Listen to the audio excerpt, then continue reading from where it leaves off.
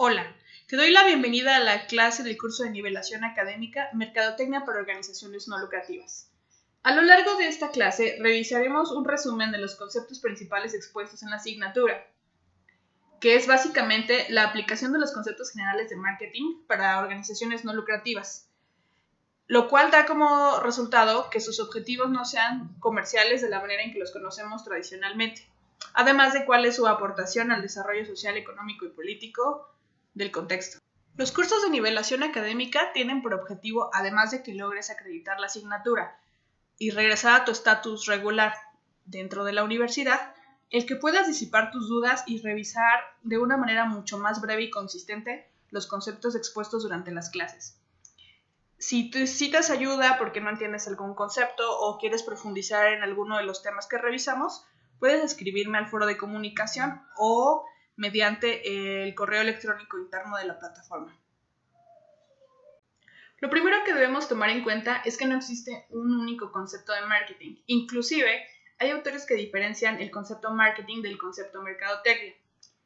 Para fines de este curso se consideran lo mismo. No existe un concepto universal entonces, porque ya habrás notado en otras clases donde abordas conceptos teóricos de la comunicación o de la historia de la comunicación, que los diferentes autores adaptan los conceptos a las necesidades del objeto de estudio que analizan, o del mercado que analizan, o del contexto que analizan. Esto es algo de todo normal. Recordemos que la ciencia lo que busca es abordar el estudio de la realidad, pero para abordar el estudio de la realidad, como no es posible leer e investigar toda su complejidad, se divide, se segmenta en planos que sean posibles de abordar. Entonces, el concepto de la mercadotecnia justamente es uno de ellos. También vas a notar que abordaremos conceptos como el marketing ecológico, el marketing social, y todos ellos tienen por sí mismos también una carga conceptual distinta. Es decir, que de acuerdo con los autores que conozcamos va a tener su propia definición y su propia categorización y tipología. Un ejercicio fundamental que te sugiero cuando inicies una asignatura es que busques la definición de los conceptos, no tanto una definición de diccionario o una definición de libro, porque como acabamos de mencionar hay muchos abordajes distintos de un concepto, sino la definición que se busca de los conceptos dentro de los contenidos planteados en el curso. Por ejemplo, aquí una de las cosas principales que necesitamos entender es la organización no lucrativa. Vamos a encontrarla más adelante en las diapositivas también como ONL para poder reducirla. La organización no lucrativa tiene un fin social, no tiene un ánimo de lucro. En ella intervienen agentes generadores de impuestos, donantes y voluntarios, es decir, encontramos actores involucrados en su operación distintos de los que podemos encontrar en una organización tradicional. Las organizaciones no lucrativas deben dirigirse a públicos amplios, pero para hacerlo no disponen de muchos recursos, ya que su gestión no se basa en la investigación de mercado, es decir, sus objetivos, su operación, sus campañas de comunicación no se basan necesariamente en el gusto del cliente. Sus agendas no están determinadas por los gustos de los clientes. Tienen objetivos bastante particulares, ya un poco en unos momentos más vamos a ver cómo se definen estos objetivos, pero pues están definidos más bien por las agendas propias. A veces cuando escuchamos organizaciones no lucrativas, no sé si a ti te pasó, nos imaginamos de inmediato ONGs. Para fines conceptuales debemos identificar que no solamente hay ONGs dentro de las organizaciones no lucrativas, pero antes de especificar la diferencia, vamos a seguir caracterizándolas. Ahora vamos a revisar cuál es su importancia. Las ONL actúan como agentes sociales innovadores, que preservan y promueven valores sociales como la democracia y la participación ciudadana. Es decir, son agentes sociales que al no tener una agenda puramente comercial, se permiten la promoción de otro tipo de valores y otro tipo de agendas. No quisiera adelantarme, pero si te suena un poco raro la parte de la democracia y la participación ciudadana, porque todavía lo tienes asociado a ONG, vamos a ver que las asociaciones, o más bien las organizaciones gubernamentales, son parte de las ONL. Entonces tenemos aquí que no solamente se van a enfocar en la venta o comercialización de un producto o servicio, que podríamos debatir qué tan apegado eso es al sistema político mexicano. Pero vamos yéndonos únicamente a la parte de las definiciones o a la parte conceptual, sus objetivos son distintos. Y si nos vamos al caso de las asociaciones civiles, de las ONG o de las IAP, por ejemplo, pues definitivamente vamos a ver que se nota un poco más. cómo es la parte de fomentar los valores sociales. Ahora, con respecto a la innovación, te lo pongo simple. El que no tengan o que no dispongan de los recursos regulares de una organización de lucro, pues necesariamente fomenta dentro de ellas la creatividad y la innovación en la búsqueda del cumplimiento de sus objetivos. Hace un momento mencionábamos que las ONL fomentan la participación ciudadana, y esto va de la mano con este otro punto, que es estimulan la solidaridad y facilitan el encauzamiento de las iniciativas de carácter altruista. Lo que pasa es que no tienen, o sea, imagínate, estamos viendo que estas organizaciones no operan con muchos recursos, y además que tienen objetivos que deberían ser comunes a otras personas. Entonces, su forma de operar o su forma de obtener incluso recursos está basado en la solidaridad en la mayoría de los casos. Y bueno, esta solidaridad facilita mucho el encauzamiento de las iniciativas de carácter altruista. Digo, ya vamos a platicar algo que no tiene que ver tanto con la teoría como con la práctica, que es las dificultades que, por ejemplo, las asociaciones civiles tienen en la recaudación de fondos. Entonces aquí puede entrar en, vamos a mencionar como en contradicción, el carácter altruista. Pero by the book, y en esencia, eso es real. Además de que, bueno, si no hubiera un componente altruista y esa estimulación de la solidaridad dentro de la sociedad, pues no seguirían operando. Como lo mencionábamos, hay dos tipos de organizaciones no lucrativas, las privadas y las gubernamentales. Bueno, las gubernamentales son estas organizaciones que están dentro del sistema de gobierno, y las privadas no necesariamente significa que tienen capital comercial.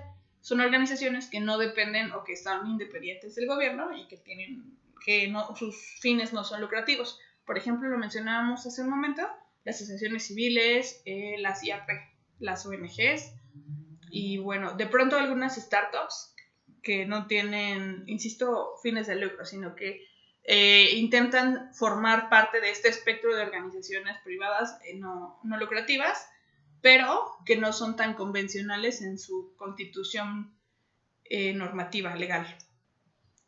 Quizá te estás preguntando, oye, dentro de mi empresa existen unos departamentos especializados o un departamento especializado en responsabilidad social. ¿Eso se puede considerar como una organización no lucrativa?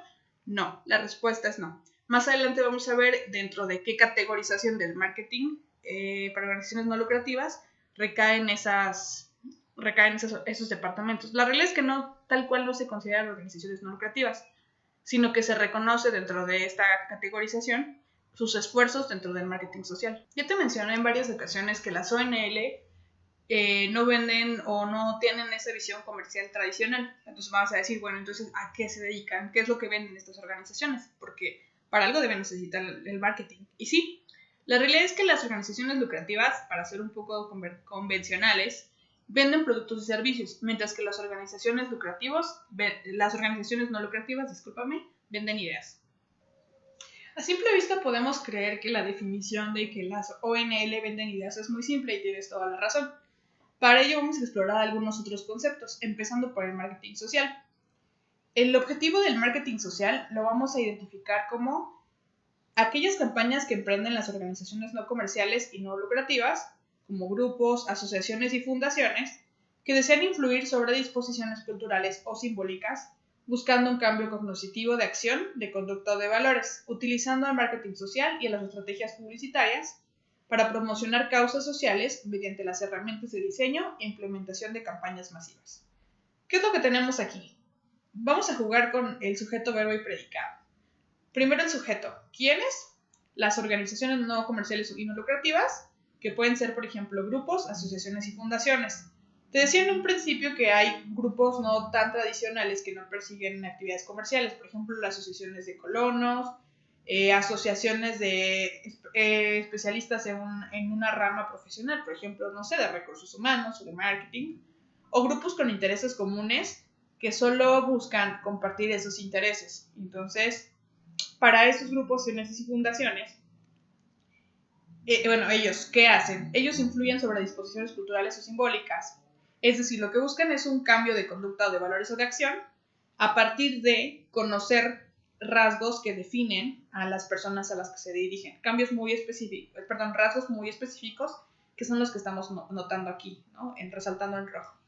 Y para hacerlo, ellos utilizan el marketing social y las estrategias publicitarias. Es decir, Esas herramientas que tenemos de manera tradicional para el comercio de productos o servicios, las emplean para generar estos cambios de acción.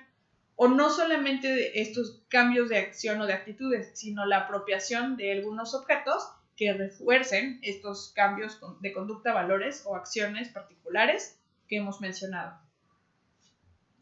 Mencionábamos en un principio que de acuerdo a los objetivos de los temas que estamos viendo es necesario hacer unas precisiones conceptuales, porque nos van a ayudar a entender los conceptos planteados y cómo ellos sirven para fines concretos. Este es el momento de hacer una diferencia entre la publicidad social y la mercadotecnia social, que además te va a servir un poco para entender la publicidad y la mercadotecnia sin este apellido que estamos colocando ahora. Entonces, lo primero que tenemos que decir es que la publicidad social y la mercadotecnia social trabajan en conjunto, nada más que no son lo mismo. La publicidad social es comunicación. Es una actividad comunicativa de carácter persuasivo, es pagada, es intencional y tiene intereses concretos. Utiliza los medios publicitarios, pero no van enfocados, como lo mencionamos en un principio, a la venta de productos y servicios con fines de lucro, sino que lo que buscan es emplearlas en causas concretas que son de interés social. La publicidad está dentro de la mercadotecnia social. Está dentro de la fase en la que se establece la estrategia de comunicación. Es decir, la publicidad puede ser considerada como una herramienta dentro de la mercadotecnia social, dentro de la estrategia de comunicación. Está incluida en la planificación de medios y el presupuesto que va a permitir la difusión de los mensajes de la campaña. Hemos mencionado que justo dentro del marketing social se utilizan o se busca la difusión de estos mensajes o valores u objetos que apoyan estos cambios de conducta y de valores o acciones concretas a partir del diseño y la ejecución de las campañas masivas. Lo único que tenemos aquí es una precisión respecto a cuál es el papel de cada una. A la mercadotecnia social la podemos abordar a partir de la mercadotecnia tradicional, porque ambas utilizan el marketing mix como una estrategia para llegar al público deseado. Y bueno, aquí vamos a precisar un poco qué es el marketing mix, porque además lo vamos a retomar en los conceptos posteriores. El marketing mix es una evaluación constante del producto. Es la fijación de precios, la efectividad de la promoción y el canal o canales adecuados de distribución del producto o servicio en este caso, de tal manera que cuando se aplica un programa de mercadotecnia social, esta mezcla de igual modo se adecua para lograr los objetivos planteados. Es decir, el marketing mix es el conjunto de estos elementos. Y tú me vas a decir, bueno, pero si estamos diciendo que para las organizaciones no lucrativas no emplean el marketing tradicional, ¿por qué ahora hablamos de un producto que además tiene un costo que se distribuye por ciertos canales? Bueno, y porque además que se mide su efectividad de promoción, es que únicamente para fines de investigación o para la categorización del marketing de las ONL se emplean estos conceptos. Aquí los conceptos en conjunto participan como una película, como una lentilla que cubre a la cámara a través de la cual nosotros vamos a observar la realidad y tomar una fotografía para explicarla, también para planificarla. Estos conceptos no solo te van a servir para que lo entiendas, sino para que lo apliques en la vida real si tienes la oportunidad de trabajar dentro de esta área profesional o si te interesa desarrollar proyectos dentro de estas áreas profesionales. Lo que sirve es tomar los conceptos para adaptarlos a lo que quieres hacer con las organizaciones no lucrativas, pero entendamos que son distintos los fines. Y ahora en este párrafo de texto vemos lo que te mencionaba hace un momento. En la mercadotecnia social no únicamente se trata de vender ideas, también existen productos sociales tangibles que apoyan a la modificación de la conducta, tal y como lo serían las pastillas anticonceptivas gratuitas para un programa de planificación familiar. Es decir, las campañas dentro de la mercadotecnia social tienen el fin de vender sí ideas y cambios, pero para que esos cambios o ideas se vean reforzados, en ocasiones deben recurrir a productos sociales muy tangibles, es decir, a objetos concretos. Por ejemplo, aquí tenemos las pastillas anticonceptivas. También podríamos hablar, por ejemplo, en el caso de salud sexual y reproductiva, los preservativos, y bueno, si nos fuéramos a otro tipo de campañas, por ejemplo, las ecológicas, estaríamos hablando de botes de basura, donde se establezca la separación de residuos. Hay en algunos cursos, por ejemplo, de planificación financiera personal, te ofrecen unas pequeñas alcancías que más bien son simbólicas y solo están como brandeadas en la institución que dio el curso, o hay otras en las que te separan para que identifiques qué porcentaje de tu ingreso debería ser destinado a cada rubro para mantener unas finanzas balanceadas. Estos objetos sirven como tótems para reforzar los mensajes que se están promoviendo.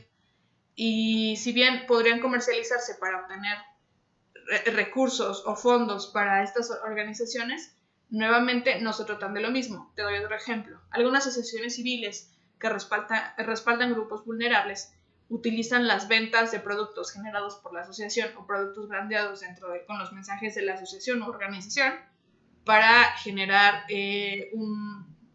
generar dinero de ello, ¿no? Teletón es un ejemplo de ello. Y con estos ejemplos mencionados, lo que quiero que notes es que, aunque empleen objetos y que incluso puedan comercializar objetos, no se considera que su fin sea comercial, porque si bien están obteniendo como formas alternativas de fondear los proyectos que están encabezando, su finalidad no es la venta tal cual de estos productos, sino el que identifiques o que te identifiques con la causa que promueven o con el cambio de actitud, de valor o de pensamiento o que hagas una acción concreta, pues realmente esa es como la finalidad y no la venta tal cual. Acabamos de revisar el concepto de marketing mix. También vimos dentro del concepto algunos elementos que la componen, pero bueno, antes de entrar como en la materia de los elementos tenemos que entender algo.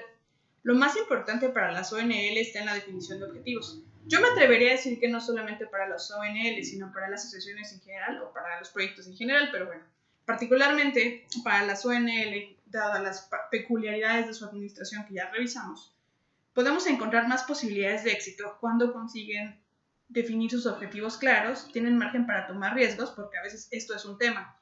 Te voy a poner un ejemplo más específico. Hay una organización que atiende a niños de la calle que dentro de sus restricciones comunicativas tienen mencionar niños de la calle, pese a que esta frase que acabo de decir está como nombre de la organización. Entonces, este es un ejemplo de cuando no se les permite a las organizaciones no lucrativas tomar riesgos, cómo pueden empezar a restringir cosas que reducen su posibilidad de avanzar dentro de sus objetivos. No estoy diciendo que deberían no tener estas restricciones comunicativas. Particularmente para causas sociales y grupos vulnerables es bastante importante tener claro cuáles son los sí y los no. Pero si imagínate si estas restricciones llegan a un exceso de no poder ni siquiera publicitar mediante la web la labor de la organización, pues entonces ya podríamos entrar en un inconveniente.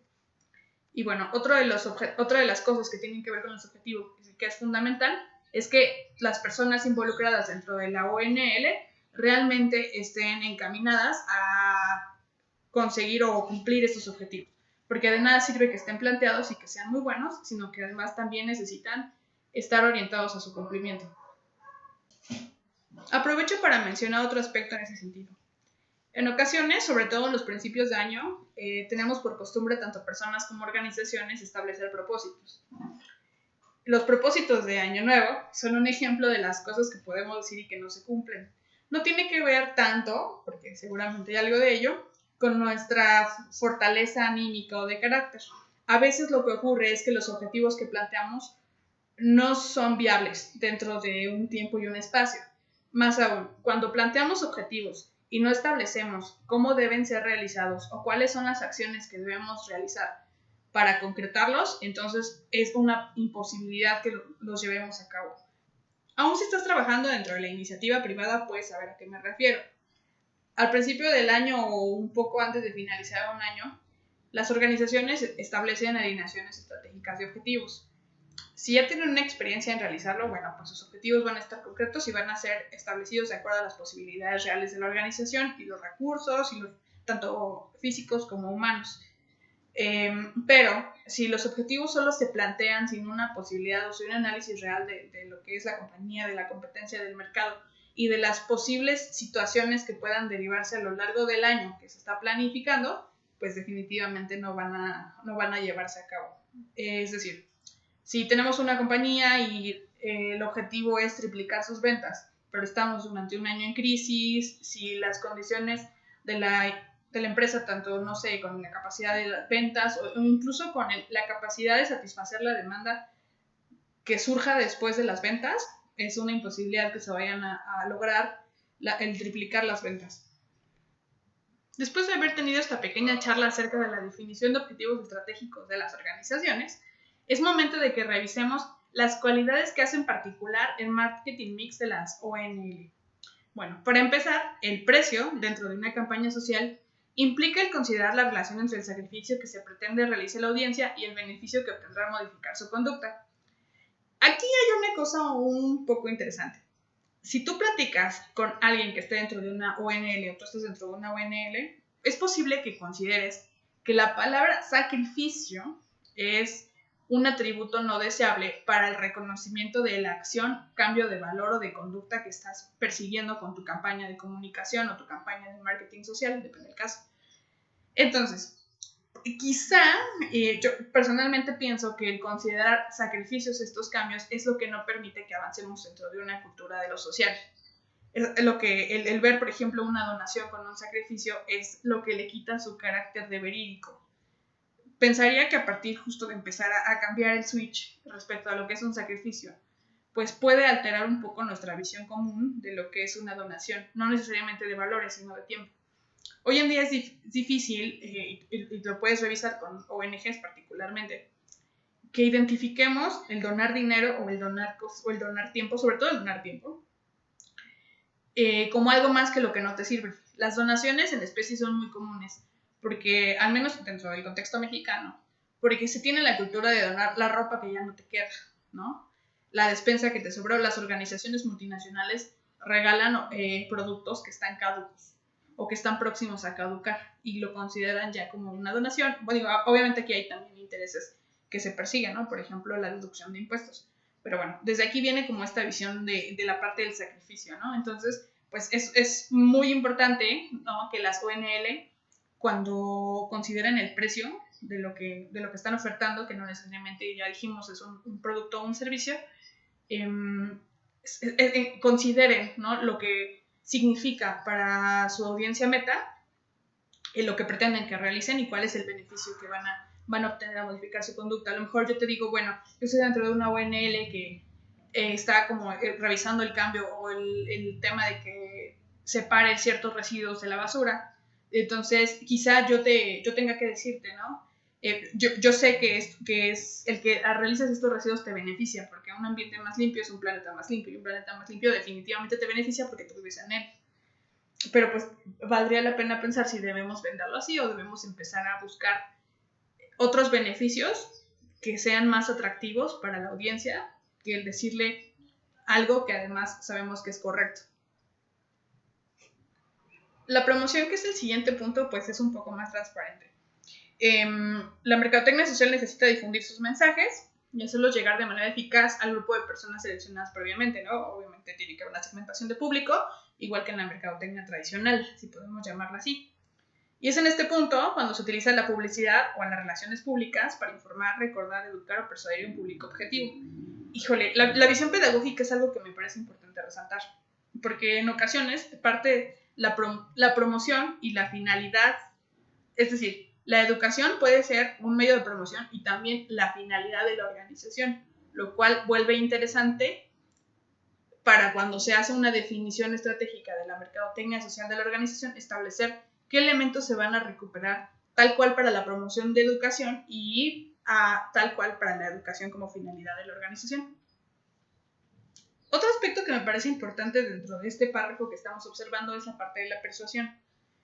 Todas las campañas tienen finalidades distintas. Más aún, las acciones comunicativas tienen finalidades distintas. Entonces, esta finalidad de pronto define cuál es una acción propiamente, cuál es una acción que tiene que ver con la mercadotecnia, con la comercialización. La persuasión aquí, sin encasillarlo más allá del marketing que ya estamos mencionando, es esencial. No tenemos que olvidarnos cuando establecemos objetivos para este tipo de campañas que nuestra finalidad es la persuasión, que no es igual que la venta. Aquí la persuasión está hablando de un cambio mucho más significativo y una demanda mayor de acción por parte de la audiencia que la simple compra de un producto. Entonces, esto es lo que vuelve complejo a la definición de objetivos y en general al ejercicio de la mercadotecnia social. Aquí esta definición de sitio de distribución me causó mucho ruido. Lo mencionan como el lugar físico donde se llevará a cabo el plan de mercadotecnia social y bueno, por ello el cambio de comportamiento. Pero me parece que son cosas que pueden ser un poco diferentes. En general, lo que se refiere es justo a la distribución de información o de lo que se necesita distribuir para ejecutar los objetivos del plan, y es con lo que me gustaría que nos quedáramos como definición. Antes de definir una estrategia de marketing, y no necesariamente de marketing social, sino de marketing en general, necesitamos llevar a cabo ciertas acciones. La primera de ellas es definir claramente el producto, servicio o idea que permite cubrir las demandas solicitadas. Recuerda, dentro de la lógica de la sociedad actual, cualquier producto debe de cubrir demandas respecto a los consumidores. Y más aún de solamente hablar de cuál es la esencia del producto, hay algo importante, y te lo mencionaba hace poco. Tú tienes como ciertas necesidades que vas a cubrir. Si tu producto, servicio o idea no es viable para cubrirlas todas como se requiere cubrirlas, pues de pronto no está tan bien planificado. Entonces, por eso es muy importante que se defina claramente. Además, porque cuando empiezas a trabajar desde la definición con un equipo y todo el mundo tiene claro cuál es la cosa, el producto, servicio o idea que están, pues, no sé, comercializando, representando o lo que sea que estén haciendo con él, es muchísimo más simple que no existan malos entendidos y que las acciones en torno a ese producto, servicio o idea sean correctas. Otra de las cuestiones fundamentales en la etapa anterior a la planificación de estrategia de marketing es realizar el diagnóstico de la situación de mercado a través de la correspondiente investigación de marketing. Antes mencionamos que las ONL no se rigen por las reglas de las investigaciones de mercado. Entendido esto como que su función y la organización en completa en sí no reacciona al gusto de la audiencia, pero sí necesita de investigación y la parte del mercado es esencial. Te pongo un ejemplo. No sé si tú sabías que las organizaciones dentro de los estudios que existen que tienen menos problemas para recaudar fondos dentro de toda la complejidad que significan las asociaciones IAP son las que atienden a personas con síndrome de Down. Son las que dentro del sector tienen menos complicado, por así decirlo, el recaudar fondos. No estoy diciendo que sea muy sencillo y que le llevan los fondos, sino que dentro de la complejidad que supone para las organizaciones en general, para ellos es menos complicado que para asociaciones que atienden, por ejemplo, a gente en situación de calle, personas migrantes o personas con quemaduras o niños con enfermedades catastróficas, por ejemplo, el cáncer. Entonces, el que una organización identifique al producto, servicio o idea con el que está trabajando que identifique su situación dentro del mercado, aún de las ONL o de las asociaciones, pues le permitirá saber qué tipo de cosas necesita para posicionarse dentro de él, para tener recursos o a qué sector poblacional dirigirse, por ejemplo. Otra acción es el establecimiento de las características en la diferenciación del producto y qué posicionamiento se desea. Por ejemplo, si yo voy a crear una asociación sin fines de lucro que va a atender a perritos en situación de calle, pues debo entender que hay muchas asociaciones sin fines de lucro que atienden a perritos en situación de calle. Incluso puede haber muchas dentro de mi ubicación geográfica. Entonces, lo que yo tengo que entender es qué es lo que me diferencia de las otras organizaciones y cómo deseo ser conocido dentro del sector. Una de las acciones derivadas de los que ya hemos mencionado justo es segmentar el mercado para saber a qué consumidor final se dirigen nuestras acciones. Por ejemplo, a lo mejor por la cantidad de donaciones o la cantidad de las donaciones que necesitamos, pues no nos podemos dirigir a un segmento con poco poder adquisitivo. Entonces, cuando nosotros definimos claramente nuestra idea, servicio o producto, ya tenemos clara cuál es la situación del mercado al que nos dirigimos y sabemos qué nos diferencia y también dónde necesitamos estar, sabemos a qué consumidor final vamos a dirigirnos. Quizá por la cantidad de recursos que necesitamos para la operación de nuestra organización, podríamos requerir la ayuda de organizaciones, pues no sé, gubernamentales o de organizaciones transnacionales, pero eso puede ir en contra de nuestros valores fundamentales. Es decir, no tanto de buscar esta ayuda, sino de que las organizaciones a las que les pedimos la ayuda promueven valores o prácticas que no son coherentes con nuestro establecimiento de valores fundamentales. Entonces ahí puede haber un conflicto. Si desde el principio tenemos claro qué necesitamos y de quién, pues nos podemos evitar estas situaciones. Finalmente, antes de definir la estrategia de marketing, necesitamos diseñar las acciones a desarrollar en función de las disponibilidades presupuestarias. Es decir, bueno, sí, sabemos que necesitamos fondos y que necesitamos adquirirlos, pero solo contamos con ciertos recursos para arrancar con esta búsqueda de recursos o de cambios o de compra de ideas, y pues necesitamos ajustarnos a esa realidad. Luego de haber realizado estas acciones, podemos entonces diseñar el plan de marketing. Y lo que tenemos aquí es un esquema respecto a cuál es el proceso. El primer punto es definir la misión a alcanzar, es decir, los objetivos fundamentales y la razón de ser de la organización. Aquí dice empresa. Te repito, son conceptos de marketing tradicional empleados para organizaciones no lucrativas. Bueno, primero definimos los objetivos. ¿Cuáles son los objetivos en general? Aunque sea, bueno, puede sonar un poco hipotético cuando se habla de ONGs, pero esa es su finalidad. Entonces, que tengan un eje rector, un eje común, es lo que les va a permitir sostener su subsistencia por el tiempo de vida que tenga la organización. El segundo paso es el diagnóstico de la situación, es decir, el análisis del entorno y del mercado, ya más específico y orientado al segmento al que se dirige. Y bueno, aquí nos proponen que una de las herramientas es el análisis DAFO, donde se analiza el entorno externo, las amenazas y oportunidades, y en el entorno interno, las habilidades y fortalezas. Sin embargo, hay otras muchas herramientas que se pueden emplear. Esta es como la más utilizada o la primera que se utiliza porque no tiene tanta complejidad como otras herramientas. El paso número 3 es definir los objetivos específicos, es decir, la cuota de mercado, entendiendo, por ejemplo, como la adquisición de donaciones, o la cantidad de gente a impactar por los mensajes, o si se van a pedir la asistencia de voluntarios, pues bueno, cuántos voluntarios se pretenden alcanzar, cómo se va a mantener la rentabilidad, lo que es bastante complicado cuando estamos hablando de organizaciones como las ONG y las asociaciones civiles. No tan complicado cuando hablamos, por ejemplo, de organizaciones gubernamentales. También cuál va a ser la imagen de la organización y cuáles son sus visiones, bueno, qué cosas va a permitir dentro de la búsqueda de innovación dentro de la propia organización. El paso número 4 ya es tal cual el establecimiento de la estrategia de marketing, es decir, qué directrices se tienen para alcanzar los objetivos. Podemos identificar esto como el establecimiento de objetivos específicos dentro del objetivo general que planteamos en el punto 3, que es un aterrizaje mucho más específico de cómo se va a alcanzar la meta. El paso número 5 es el diseño de las medidas de actuación y los presupuestos correspondientes. Igual al inicio se va a tener un cierto presupuesto, quizá con algunas acciones se puedan obtener más recursos, pero en principio se tendrán que diseñar los programas de acuerdo a la estrategia definida, contando con presupuestos bastante detallados. Eso sí es muy importante. Para las ONL, más que para otro tipo de organizaciones, es esencial tener claro hacia dónde va su presupuesto y quiénes son las personas que van a emplear dicho presupuesto. Particularmente para las ONL gubernamentales, pues la rendición de cuentas es un aspecto fundamental de la buena gestión. El paso número 6 es la implementación y el control, es decir, la ejecución y el análisis de resultados, la observación de desviaciones y propuestas de corrección.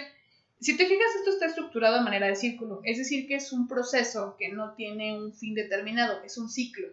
Entonces, cuando tenemos la implementación de lo que ya se planificó desde el inicio del plan de marketing, pues necesitamos continuamente hacer observaciones y análisis de cómo está resultando. Tampoco se trata de que la planificación es única y que no se puede violar. Más que nada es necesario ajustarla continuamente con respecto a los resultados obtenidos en todo tipo de planificación y hacer las modificaciones correspondientes, pero, ojo, en general es muy importante que estas modificaciones se realicen en torno al objetivo, y si se tiene que cambiar el objetivo, que tengamos la fundamentación suficiente para hacerlo. Ya hablamos del marketing social, que bueno, por definición y por la consistencia dentro del concepto, está orientado más hacia las asociaciones y organizaciones civiles, sin ánimo de lucro. Ahora vamos a abordar otro tema, que es el marketing ecológico. El marketing ecológico puede verse desde dos perspectivas, la perspectiva social y la perspectiva empresarial. La perspectiva social es el conjunto de actuaciones llevadas a cabo por instituciones sin fines de lucro, por ejemplo, administraciones, grupos ecologistas o asociaciones de consumidores, para difundir ideas y comportamientos medioambientalmente deseables entre los ciudadanos y los distintos agentes económicos y sociales, es decir, la preservación del ambiente, ¿no? A través de todos estos esfuerzos.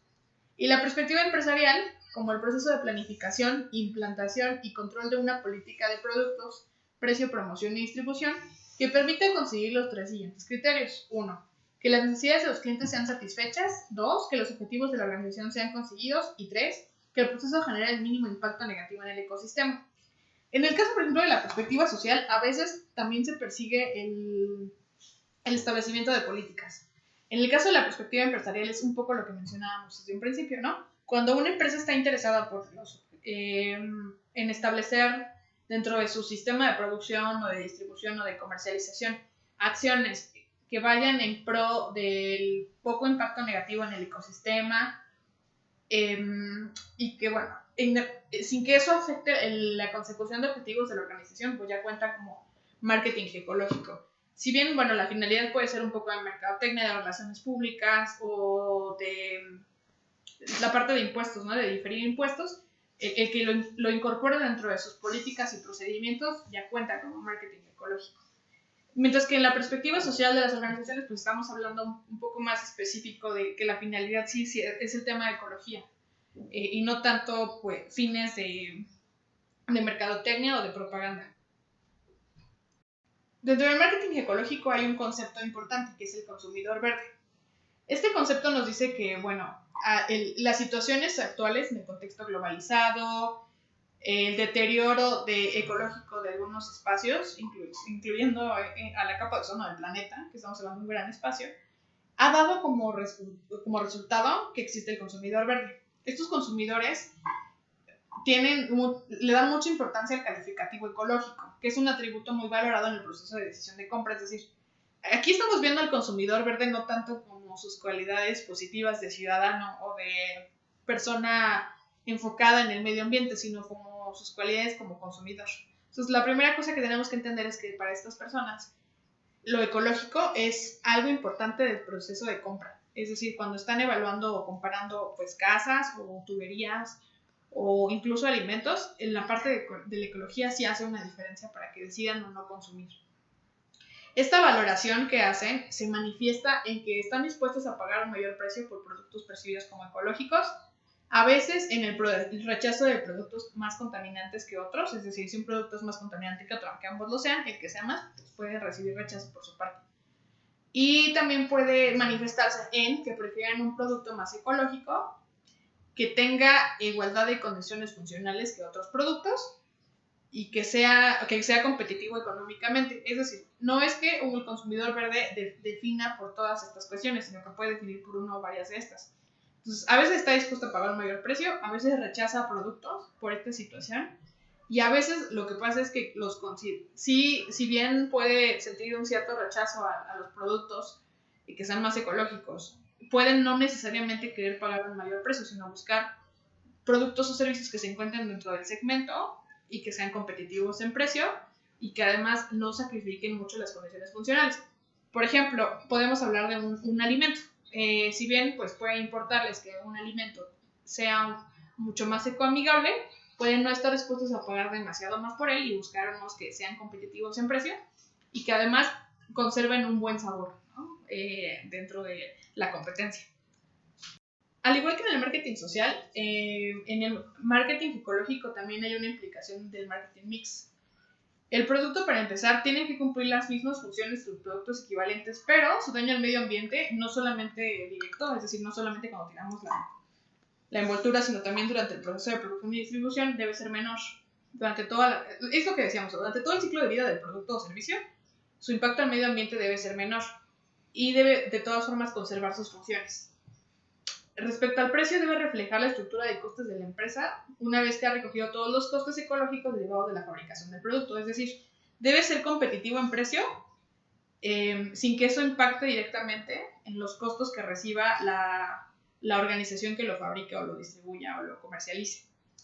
Específicamente respecto a la distribución, bueno, la distribución, además de poner el producto a disposición del consumidor en el lugar y en el momento oportuno, es decir, no debe ser como más complejo que el consumidor obtenga el producto, además por la cantidad deseada, a un coste aceptable por la empresa y atractivo para el consumidor, también debe de minimizar el consumo de recursos de escaseo y la generación de residuos.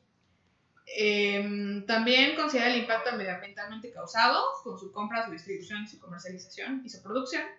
Y debe crear un sistema eficiente de distribución inversa para los residuos. Es decir, ok, sí, tú estás generando menos residuos que productos de tu competencia, pero además de eso, los residuos que sí generes deben de tener un retorno inverso, es decir, debes poder hacer algo con ellos que no impacte el medio ambiente. Eso es como un poco la demanda que existe para los productos o servicios que se consideran ecológicos en cuanto a distribución. Y con respecto a la comunicación, además de estimular la demanda del producto, es decir, comunicación persuasiva de la que hablábamos hace un momento, debe de buscar otros dos objetivos. Uno es educar medioambientalmente a todas las partes interesadas, es decir, al consumidor, al distribuidor, a la persona que comercializa, a la persona que produce e incluso impactar en un segundo plano a las normatividades que lo regulan. Contribuir a crear una imagen de responsabilidad medioambiental que permite directa o indirectamente tener un reflejo positivo en las ventas. Su marketing debe estar orientado hasta estos mismos puntos.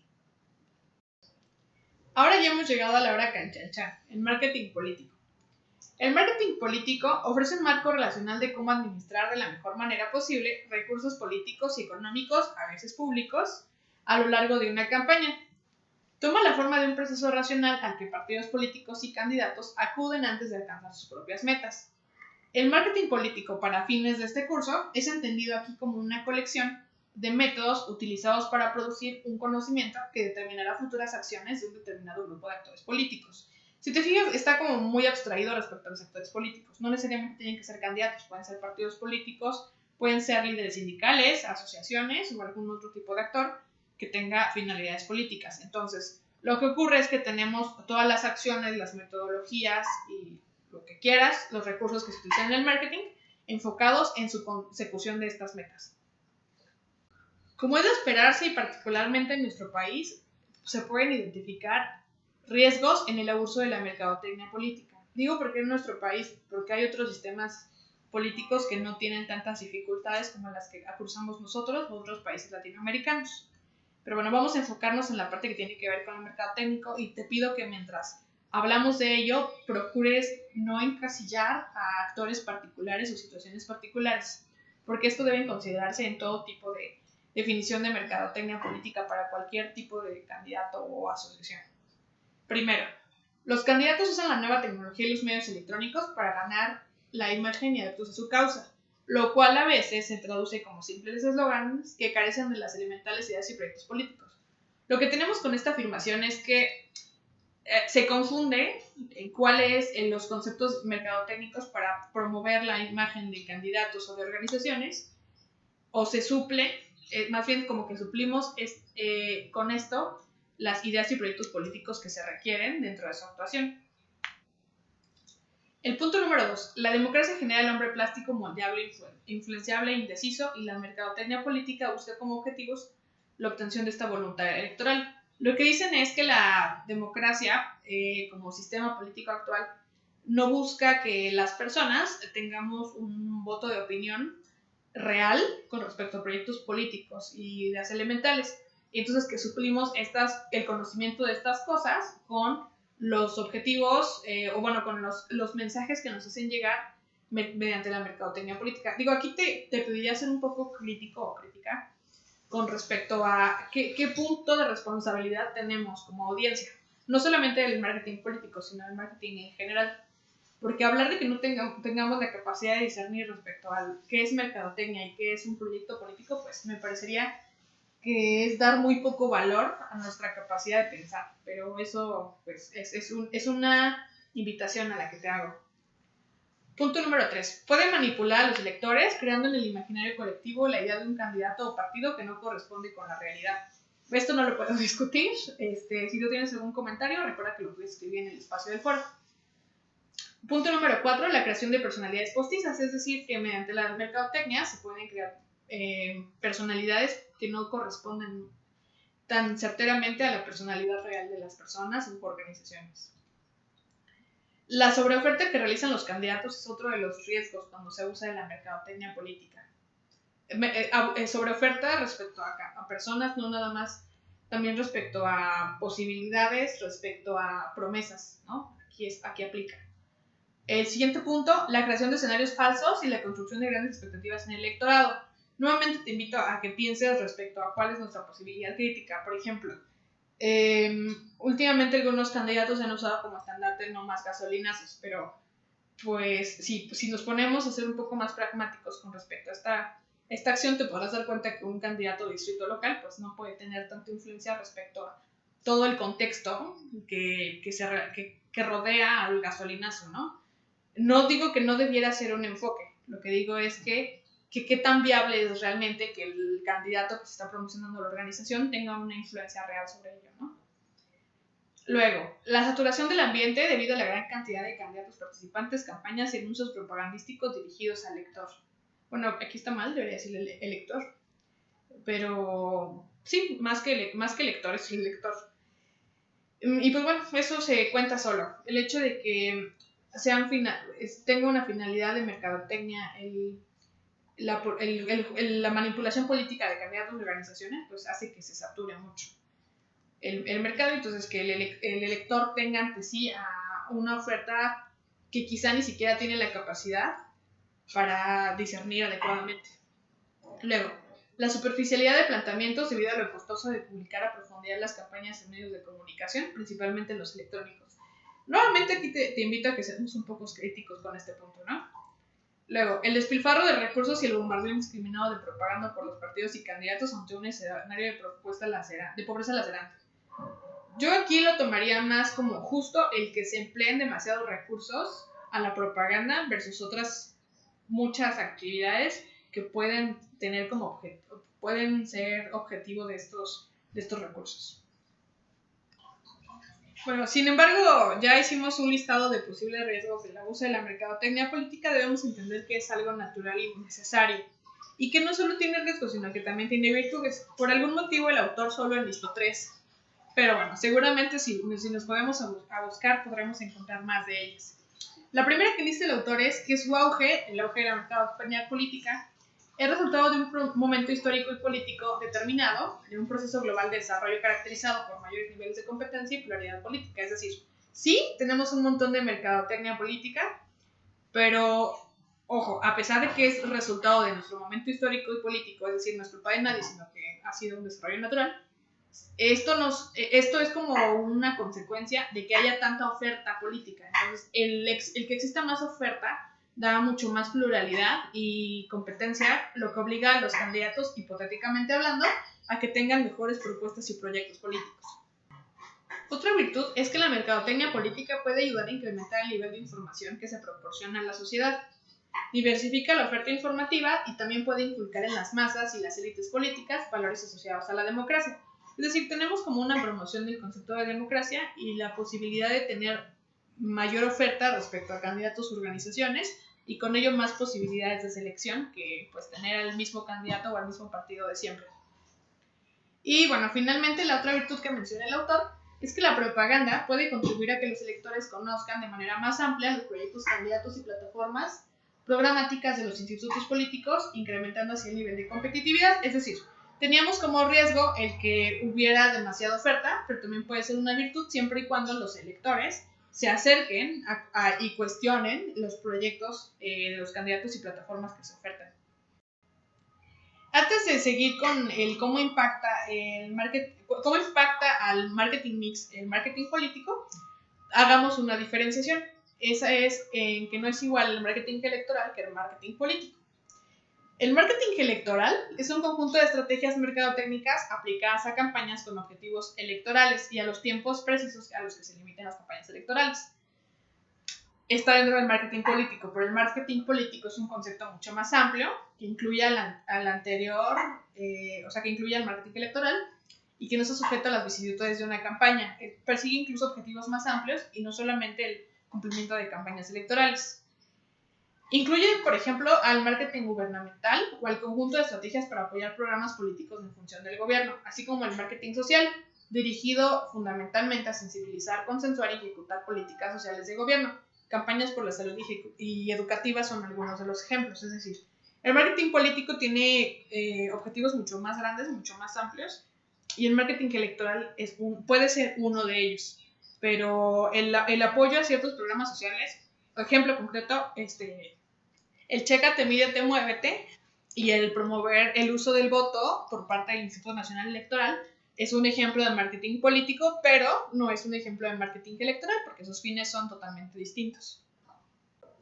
Podemos identificar del marketing político respecto a otros tipos de marketing, por ejemplo el ecológico, que tiene dentro de sí ciertos elementos que lo caracterizan, que más que afectar el marketing mix, afectan la planeación estratégica del marketing de las acciones que se quieran llevar a cabo.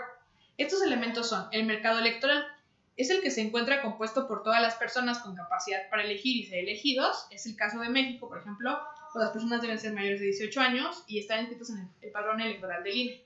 O sea, a lo mejor podemos realizar campañas de marketing político para promover la participación política de los jóvenes menores de 18 años, pero no necesariamente para una campaña de marketing electoral, porque ellos no pueden votar. Entonces, este es un aspecto que tenemos que tomar en cuenta. Otro es el candidato, que es una persona que se puede elegir para un puesto y esa elección debe ser resultado del perfil correcto e idóneo, que haya sido elegido en base a estudios minuciosos de acuerdo a las características del votante, el entorno social, económico y político y, bueno, algunas otras implicaciones, ¿no? Las ideas, estas son de acuerdo a los diversos temas de interés de los nuevos ciudadanos, las cuales deberá pronunciar el candidato en su campaña. Aquí me pareció que estaba muy reducido el concepto de ideas. Yo lo cambiaría, por ejemplo, a los proyectos políticos o a las necesidades, ¿no? En este caso, pero es una opinión. Tú me dirás qué piensas tú. Y los otros candidatos. En la campaña se deben estudiar las fortalezas y debilidades del candidato o partido para trabajar en ellas, así como para hacer un análisis de los contrincantes para conocerlos y poder contraatacarlos. Salvo por el contraataque, creo que esta cualidad está en la mercadotecnia y otros productos o servicios, pero esa es una opinión. Tú me dices qué piensas.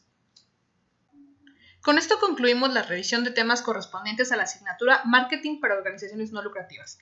Espero que el desarrollo de los temas te haya parecido claro. Si tienes alguna duda o quieres profundizar más en alguno de los temas expuestos, puedes escribirme a través del foro de la asignatura o mediante un mensaje privado.